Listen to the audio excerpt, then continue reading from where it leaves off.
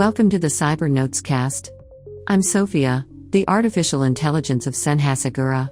Join me as we delve into the world of cybersecurity in this podcast by Sen Hasekura.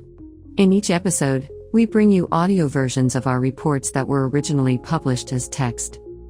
And today we're going to talk about concepts of federated identity management. Was our content relevant to you? Then share it with someone also interested in the topic.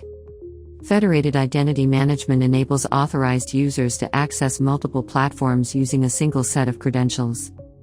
In the past, each website or application required a set of credentials.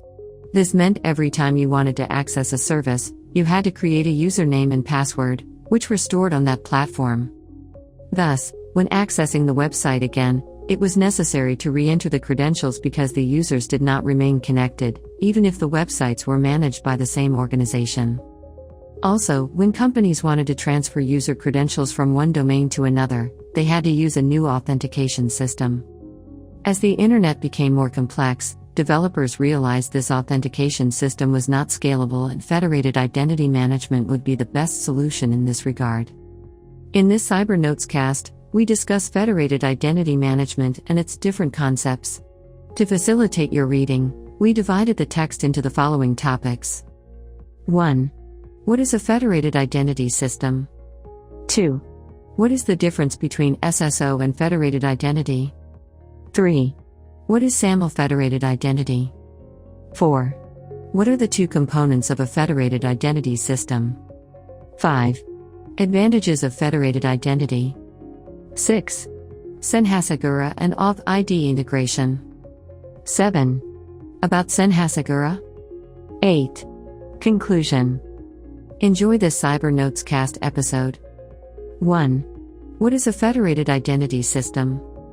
A federated identity is a system that enables authorized users to access different services using a single set of credentials securely and efficiently. In practice, when a company implements this solution, its users can access Active Directory, partner websites, and web applications, among other services without logging in separately. 2. What is the difference between SSO and federated identity? Single sign-on, SSO, is a solution that allows users to access multiple platforms through a single set of credentials. In practice, when the user logs into an SSO service, they have access to connected websites and applications, without having to log in again. That is, SSO is a feature of federated identity management and makes it possible to provide secure logins to users, while federated identity management itself provides access to resources from various organizations. 3. What is SAML? SAML, Security Assertion Markup Language, is a protocol used to enable identity providers, IDP, to pass authorization credentials to service providers, SP. With this, one can use a single set of credentials to access different services. For standardized communications between the identity provider and service providers, SAML transactions use Extensible Markup Language, XML. SAML connects the authentication of a user's identity to the authorization for using a service. 4.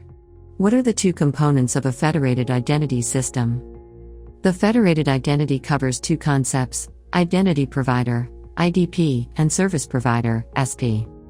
The first consists of an entity that creates and manages user identities and authenticates them for other applications where IDP is required. The second refers to an entity that provides web services. In practice, SPs do not authenticate users on their own, but need the IDP to authenticate them. 5. Advantages of federated identity. Federated identity management brings several advantages to users. Among them, we can highlight: improved security. In traditional authentication systems, users need to log into each platform they access, using a set of credentials. In contrast, the federated option allows the user to securely authenticate across multiple websites and applications. With the reduction in the number of logins, the risks of invasion also decrease. Secure resource sharing. With federated identity management, one can share resources and data without risking security. Moreover, by storing user data with an IDP, companies simplify their data management process. Improved user experience. With federated identity management, users need to authenticate themselves once to have access to various services, which provides convenience in their work routine. Single point provisioning. Federated identity management also enables single point provisioning, which facilitates user access, even if the user is outside the company area. And cost reduction. Organizations don't need to create their own SSO solutions or manage multiple user identities, which reduces their costs. 6. SAML and Auth-ID integration. SAML has developed integration with several identity providers. One of these providers is Auth-ID, a federated identity management solution that allows you to use the same login to access various services, in addition to the following benefits. Integration with existing IAM in the solution in minutes, through OpenID or API options. Interruption of cyber threats. Recovery in biometric MFA. Elimination of password costs and risks with portable identity, and federated identity, SaaS, cloud, and legacy applications. 7. About SAML. We, from SAML, are part of MT4 Technologia, a group of companies specializing in digital security founded in 2001 and operating in more than 50 countries. Our main objective is to provide our public with digital sovereignty and cybersecurity, granting control over privileged actions and data and avoiding breaches and leaks of information. For this, we follow the life cycle of privileged access management through machine automation, before, during, and after accesses. We also avoid interruption of companies' activities, which may impair their performance. Offer advanced PAM solutions. Automatically audit privilege changes in order to identify privilege abuses. Automatically audit the use of privileges.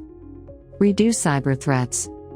Bring organizations into compliance with audit criteria and standards such as HIPAA, PCI DSS, ISO 27001, and Sarbanes-Oxley. 8. Conclusion. In this Cyber Notes cast, we shared concepts related to federated identity management. If you liked our content, share it with someone who might be interested in the topic. Thank you very much for listening. I look forward to seeing you in the next Cyber Notes cast.